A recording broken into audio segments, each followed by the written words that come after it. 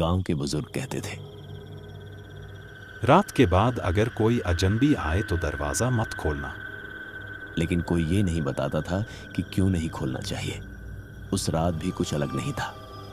आसमान में बादल घिरे थे, चांद छिपा हुआ था और हवा में अजीब सी ठंडक थी। रमेश, जो गांव के किनारे अपनी पत्नी सीमा और 8 साल के बेटे मोहन के साथ रहता था, खाना खाकर सोने की तैयारी कर रहा था।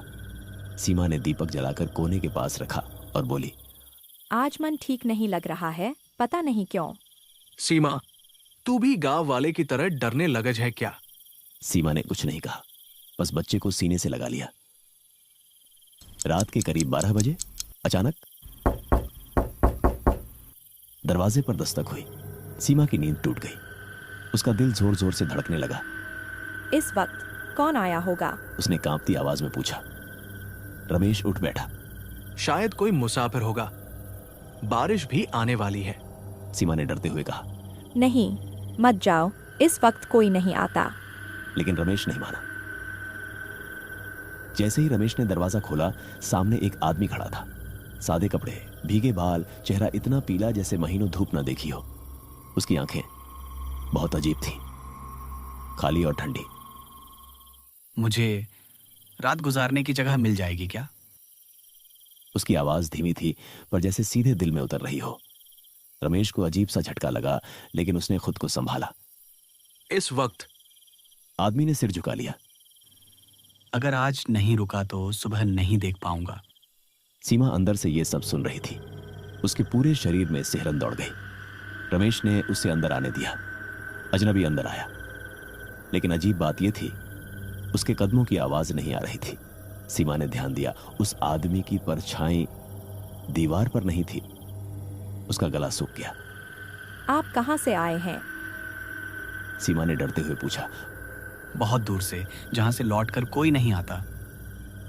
मोहन अचानक जाग गया और बोला, माँ, ये अंकल डरावने हैं। अजनबी ने मोहन की ओर देखा। उसकी आंखों में एक पल के लिए लाल चमक उभरी और गायब हो गई।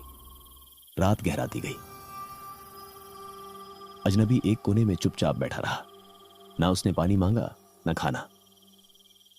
सीमा ने देखा, उसकी सांसें चल ही नहीं रही थी। ये इंसान नहीं लग रहा है। सीमा का दिल चीख रहा था। तभी बाहर से कुत्तों के रोने की आवाज आने लगी। पूरा गांव जैसे जाग उठा। अजनबी ने धीरे से कहा, लगता है वो मुझे पहचान गए हैं। रमेश घबरा गया। का क्या मतलब? अजनबी उठा और दरवाजे की ओर बढ़ा, लेकिन उसके पैर जमीन को छू ही नहीं रहे थे। अचानक दिया बुझ गया। कमरे में अंधेरा छा गया। सीमा ने मंत्र पढ़ना शुरू किया। तभी अजनबी की आवाज गूंजी। आज से 7 साल पहले इसी घर में एक आदमी मरा था। रमेश की सांस रुक गई। तुम क्या बकवास कर रहे हो? अजनबी ने अपना चेहरा उठाया। उसका चेहरा सड़ा हुआ था। आंखों से काला पानी बह रहा था। मैं वही हूं जिसे रात में मेहमान बनाकर मारा गया था। सीमा को सब याद आ गया। 7 साल पहले इसी घर में एक अनजान आदमी को ठहराया गया था। सुबह उसका शव मिला था, गला कटा हुआ। गांव वालों ने इसे हादसा बताया, लेकिन आत्मा यहीं रह गई। अब हर रात मैं मेहमान बनकर आता हूं। घर की दीवारों से खून टपकने लगा। मोहन बेहोश हो गया। रमेश घुटनों पर गिर पड़ा। मुझे माफ कर दो। अजनबी हंसा। ये तो बस शुरुआत है, अंत नहीं। अचानक मुर्गे ने बांग दी। जाते जाते उसने कहा, अगली रात मैं फिर आऊंगा। अजनबी धुएं में बदलने लगा और गायब हो गया। सुबह गांव में खबर फैल गई, रमेश का घर अब शापित है। लेकिन असली डर अब शुरू होने वाला था। धीरे धीरे लोग रमेश के घर के बाहर इकट्ठा होने लगे, लेकिन कोई अंदर आने की हिम्मत नहीं कर रहा था। बूढ़े हरखू काका ने कांपती आवाज में कहा, मैंने पहले ही बोला था, ये उसी की आत्मा है। रमेश ने पूछा, किसका आत्मा?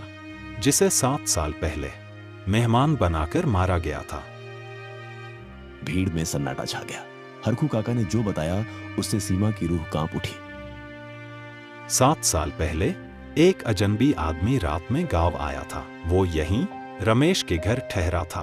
लेकिन सच ये था कि उस आदमी को लूट के इरादे से मारा गया था, और वो लूट आज तक किसी को नहीं मिली। उसकी आत्मा तब तक भटकेगी जब तक उसका बदला पूरा न हो जाए। रमेश का सिर झुक गया। लेकिन मैंने कुछ नहीं किया। हरखू काका ने उसकी आंखों में देखा। पाप सिर्फ करने से नहीं, छुपाने से भी लगता है। उस दिन सूरज जल्दी ढल गया। गांव में कोई चूल्हा नहीं जला, हर घर में ताले चढ़े थे।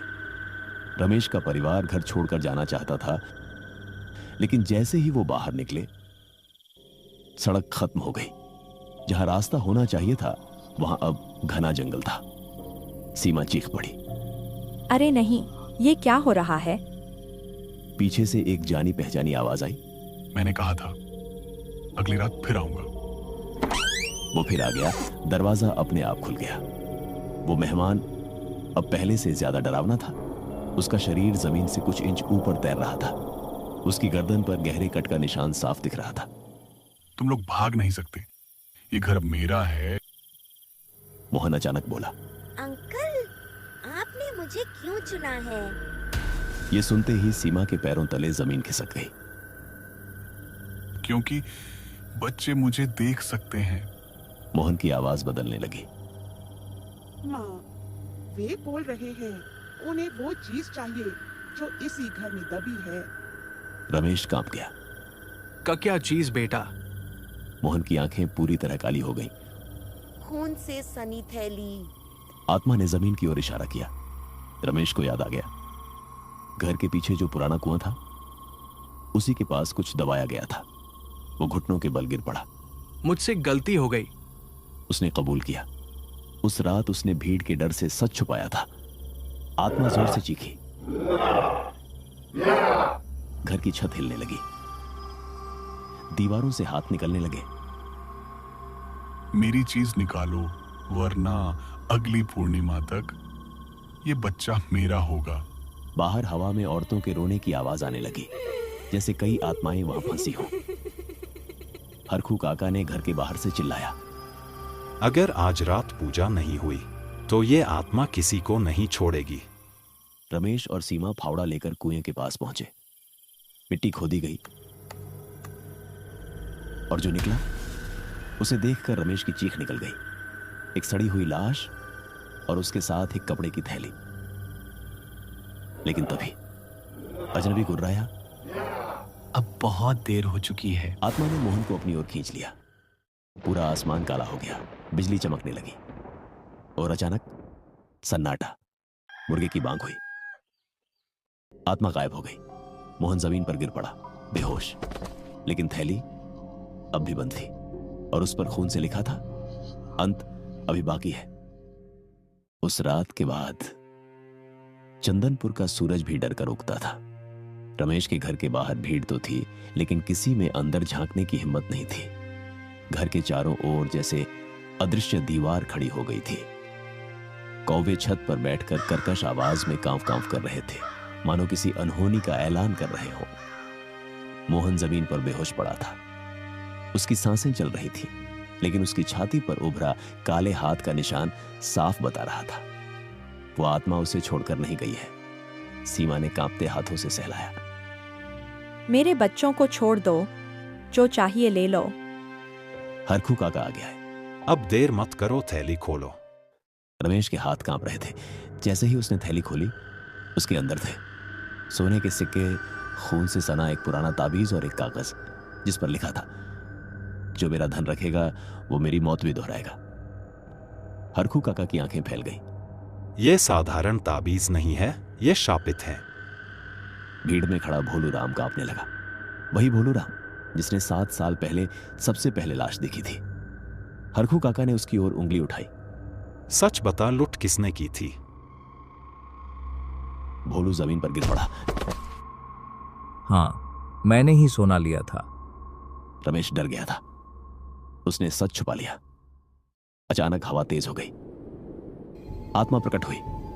अब वो इंसान जैसा नहीं दिख रहा था। उसका शरीर आधा कंकाल बन चुका था। आंखों में आग थी। तुमने मेरा सब कुछ छीना, अब मैं सब कुछ छीनूंगा। अचानक कुएं से काली परछाइयां निकलने लगी। गांव की औरतें बेहोश होने लगीं। आत्मा ने मोहन की ओर इशारा किया। सूरज डूबने से पहले या तो मेरा सोना दे दो या बच्चे की आत्मा मुझे सौंप दो। सीमा चीख पड़ी। नहीं, मेरे बच्चों को नहीं। हरखू काका ने आंख बंद की। इससे छुटकारा पाने के लिए बस एक ही रास्ता है। उसी रात श्मशान में पूजा रखी गई। पीपल के नीचे हवन जलाया गया। ताबीज को आग के बीच रखा गया। हरखू काका मंत्र पढ़ रहे थे। हे भटकी आत्मा, अब तेरा बंधन खुले। मुक्ति इतना आसान नहीं है। अचानक आग और तेज हो गई। रमेश आगे आया। गलती मेरी थी, मैंने सच छुपाया। उसने हाथ में कुल्हाड़ी ली और कुएं के किनारे खड़ा हो गया। अगर मेरी जान से तुझे शांति मिले तो ले ले। एक पल के लिए सब कुछ थम गया। आत्मा रमेश के सामने आई। उसकी आंखों में अब गुस्सा नहीं, बस थकान थी। तू पहला इंसान जिसने डर से आगे जाकर सच चुना। आत्मा ने ताबीज की ओर देखा। मुझे बदला नहीं, बस न्याय चाहिए था। जैसे ही ताबीज राख हुआ, आत्मा धुएं में बदलने लगी और सब कुछ शांत हो गया। सुबह होते ही मुर्गे बांगने लगे आसमान साफ गबे हो गया। मोहन की सांसें सामान्य हो गई। उसकी छाती से काले निशान मिट गए। कुआं शांत था। पीपल की पत्तियां स्थिर थीं। हरखू काका ने कहा, अब ये आत्मा मुक्त हो गई है। कुछ दिन बाद रमेश ने वो घर छोड़ दिया। वो घर आज भी खाली है।